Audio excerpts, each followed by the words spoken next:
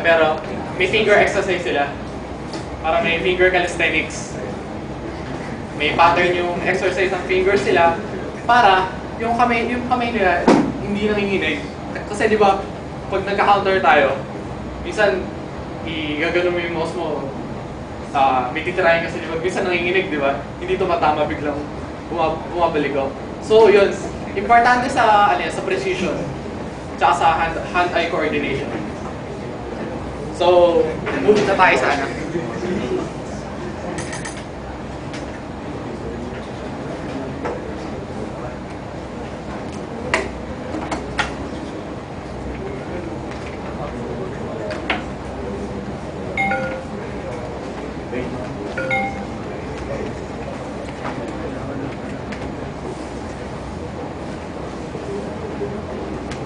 After nung nagde-develop pa lang ang CPL,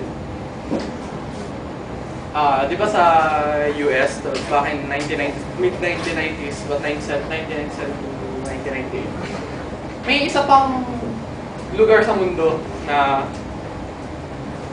nagde-develop din ng parang pinopromote nila yung cyber gaming, esports. And this country is Korea. Right now, Korea is in the last 2003 Time Magazine edition, may highlight na Korea is the most wired city in most wired country in the world.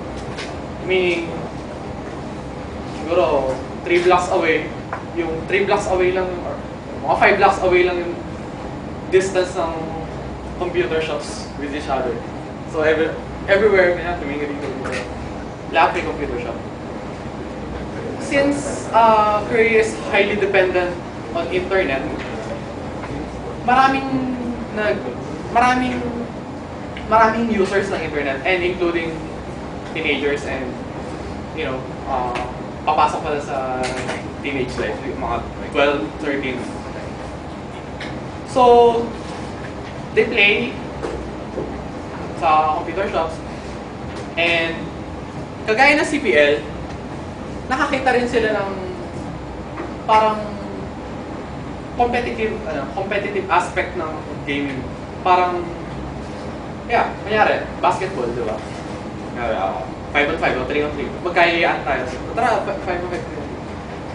Sa kanila, esports naman.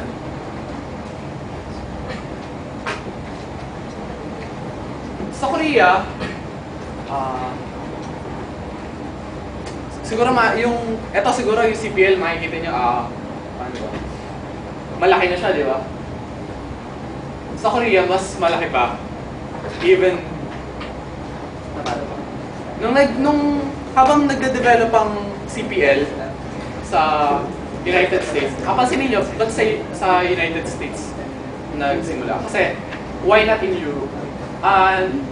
Nagsimula sa US, mainly kasi sa US, mas pre-promote nila yung Counter-Strike. Mas mabilis yung growth ng first-person shooting, Quake and Counter-Strike. While in Europe, those times, medyo mabagal kasi more into RPG sila. Like Baldur's Gate, EverQuest, galalo ba kayo? Yeah, yun. So, yun. Pero, marami nang nag-online gaming. Back in Korea, parang yung growth niya, yung growth ng cyber gaming is exponential. Diba? Exponential growth. Biglang pa ganun. Biglang pataas, biglang nag-zoom. In 2000,